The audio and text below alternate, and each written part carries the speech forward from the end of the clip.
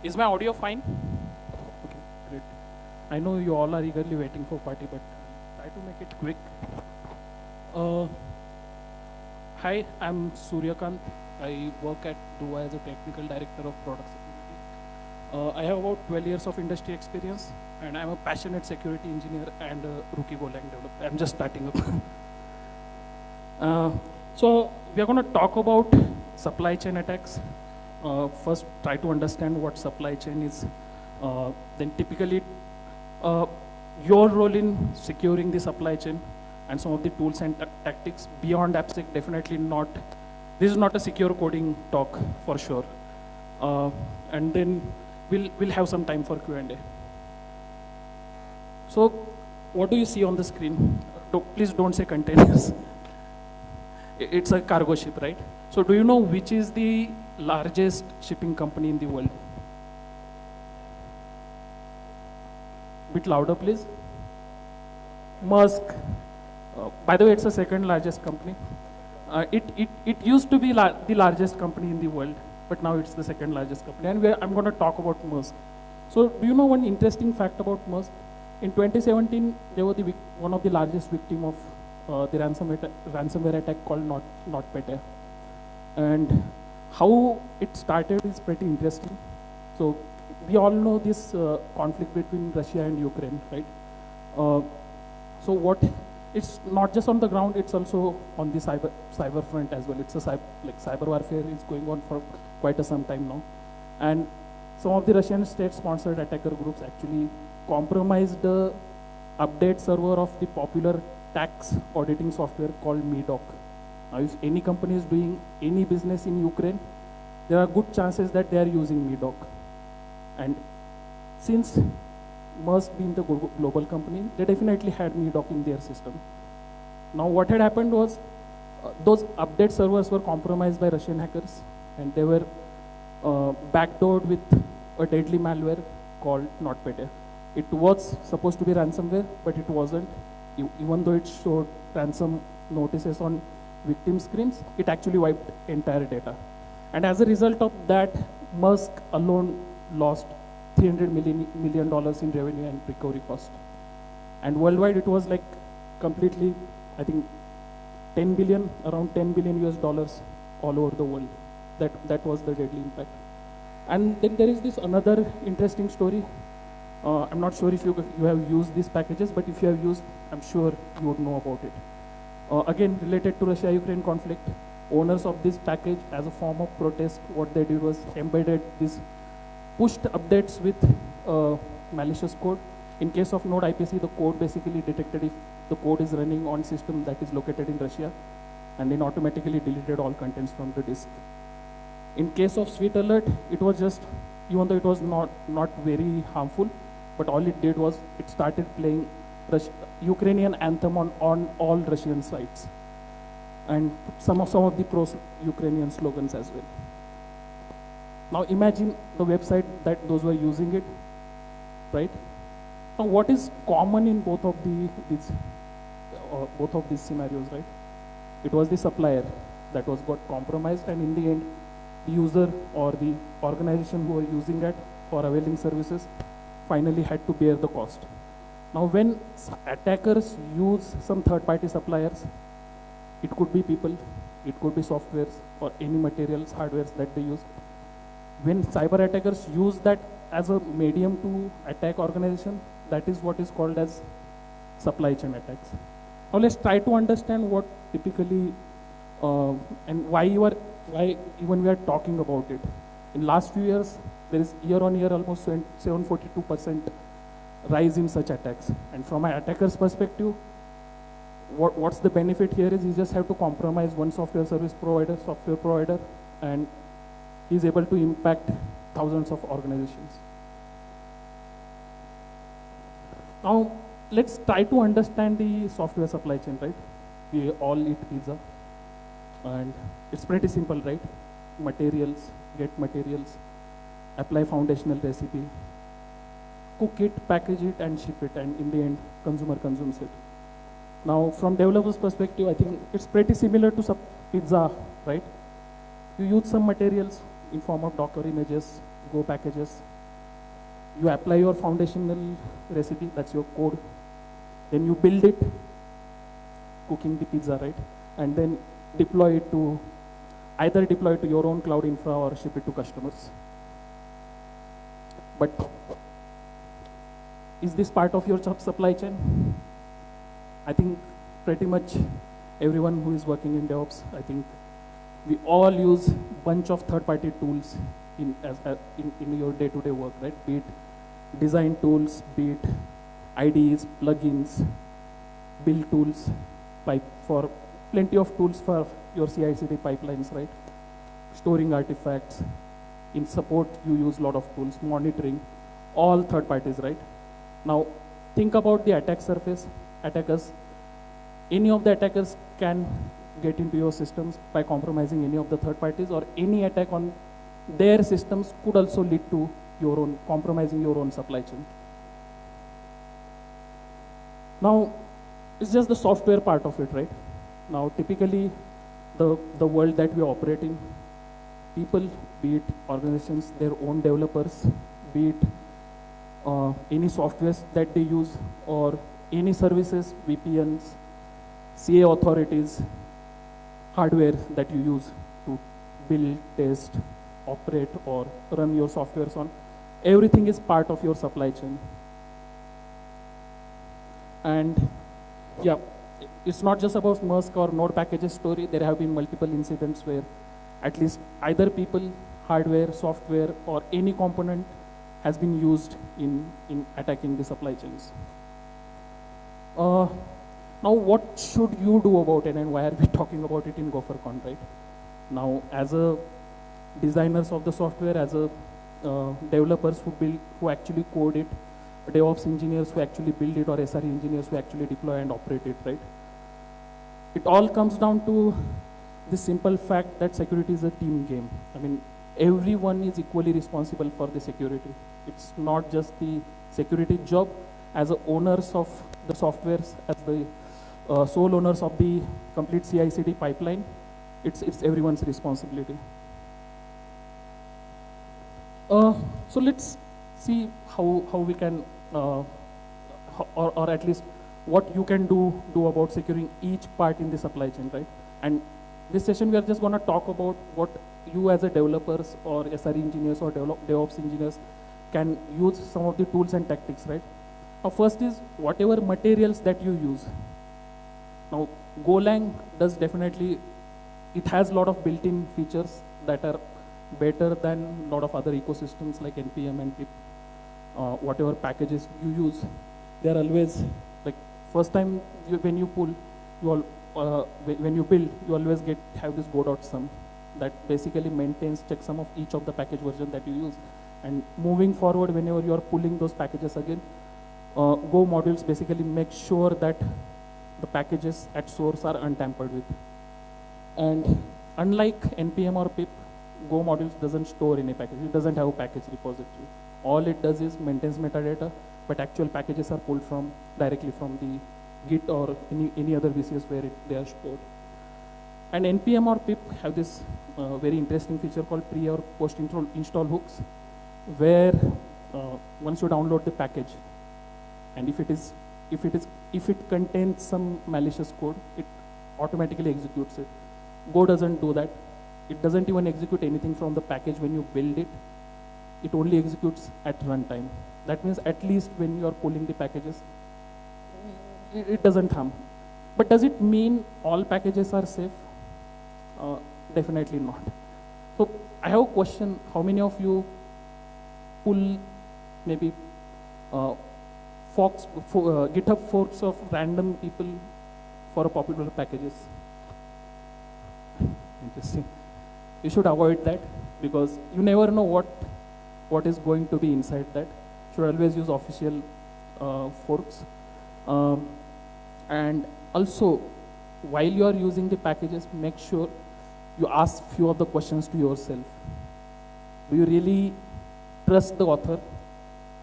Do you know if there are any known vulnerabilities in that code that may affect it may be intentional or it may be non-intentional. Does the project owner provide fixes? These are few of the basic questions if you ask, and there are tools that can help with it. Lookup, there are multiple package health checkers like Sneak Advisor or OpenSSF health checker. You can check if the package is regularly maintained, even for non-security fixes, whether it provides fixes or not. Now, first of all, this is about basically making sure you are pulling the safe ingredients. But first of all, do you know what materials you are using? That's the first question that you have to ask. Now, I do have one sample Golang program. I'm just using Gorilla Mux. It's a Hello World API app. I'm building it on Ubuntu 22. And finally I'm using a SBOM generation tool. Anyone, are you familiar with SBOM? Okay, SBOM stands for Software Bill of Material. So the concept of bill of material came from auto industry, where whenever auto manufacturers are shipping cars, they maintain bill of material for every part that they use in engine or multiple places, right? Just so that if there are issues in any of the parts, it's easy to recall or fix or replace. Similarly, it's the same concept is being adopted across industry, not just the software industry. And there are tools which can help generate SBOMs. Sift is one such tool for containers. Now, when we do SBOM for simple Hello World app, right? Typically, you would imagine I'm using Gorilla Mux along with Ubuntu. What I'm going to have is maybe 2-3 packages. As a result, I have around 200 packages here. And it's not just the container, but even for your binary, there is a tool called Cyclone DX, which will give the inventory of whatever components you are using. Now, where this tool helps is basically knowing what is it that you are exactly shipping to customers. And output of these tools can be fed to any vulnerability scanners. We are not going to talk about vulnerability scanners here. The second part is, first of all, since you have about 200 packages, question is, do we need it? I think obvious answer would be no. For most of the cases, in very rare cases, you would be needing some packages from Ubuntu where you may have dependency on it, some low-level libraries, but they can always be statically linked or, or you can whitelist it from removing it. I'm sure a lot of you DevOps folks would be familiar with concept of multi-stage builds, where you use one build container, just copy binaries and start from fresh base image and ship it. That would definitely reduce the number of packages. That means the attack surface almost by half. And I'm not sure how many of you are familiar with the tool called Docker Sling. It's a great tool to reduce your container sizes.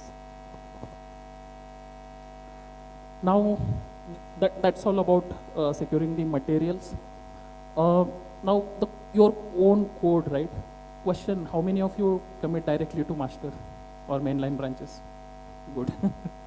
Don't do that, because you definitely have to have a proper branching strategy just to make sure that whatever goes to your production or whatever goes to your customers is actually reviewed at least by one person. That is it. And it's not just that.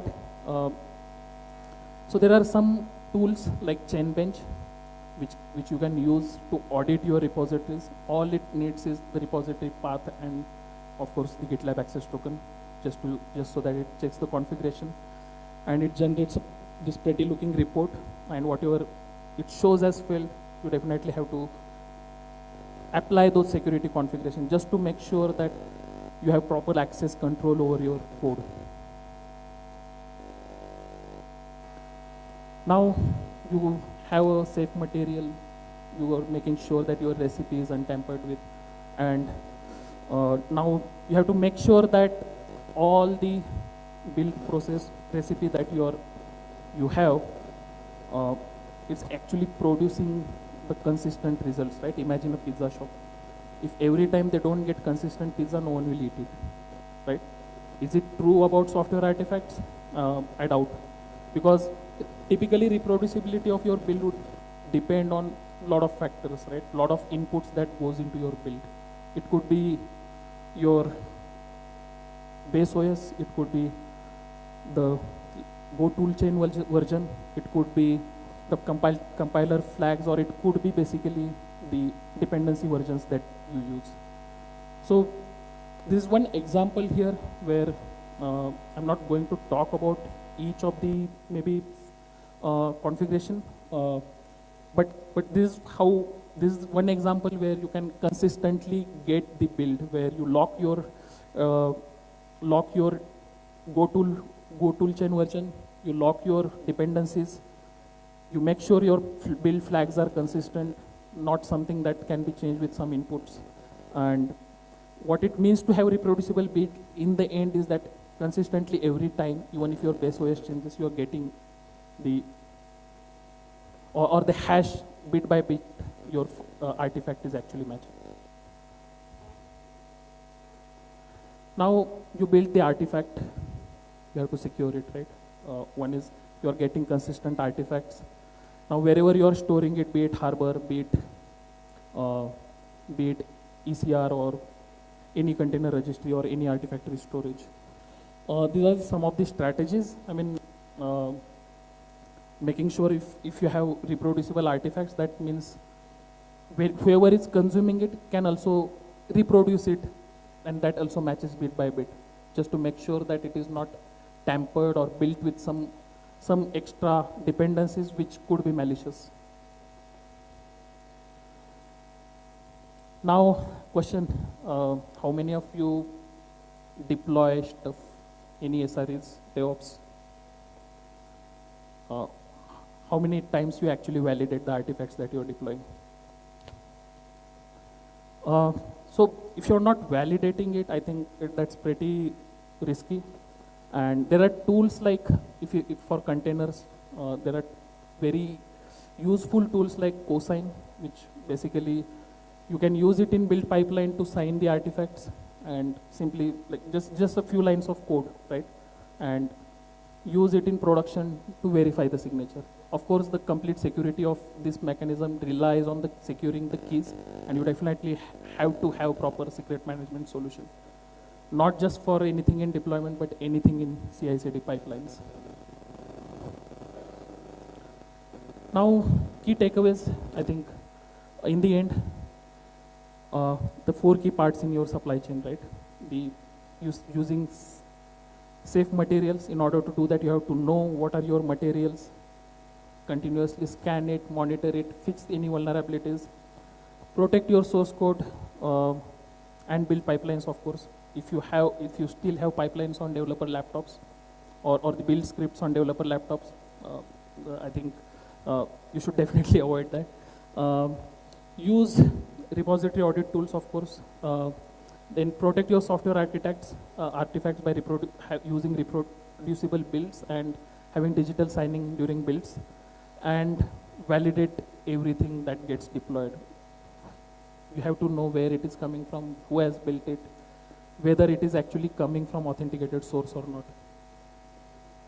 And I wanted to close this talk with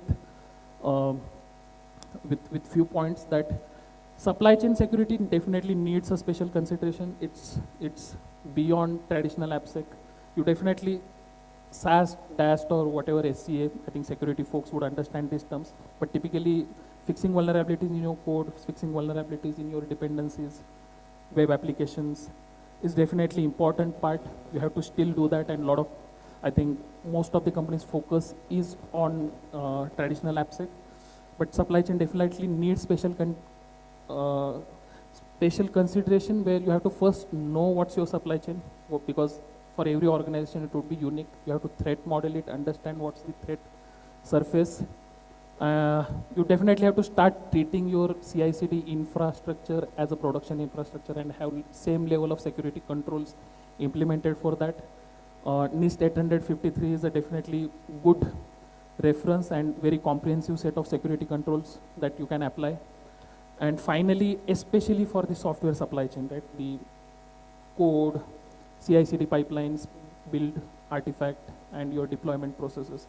There are plenty frameworks out there.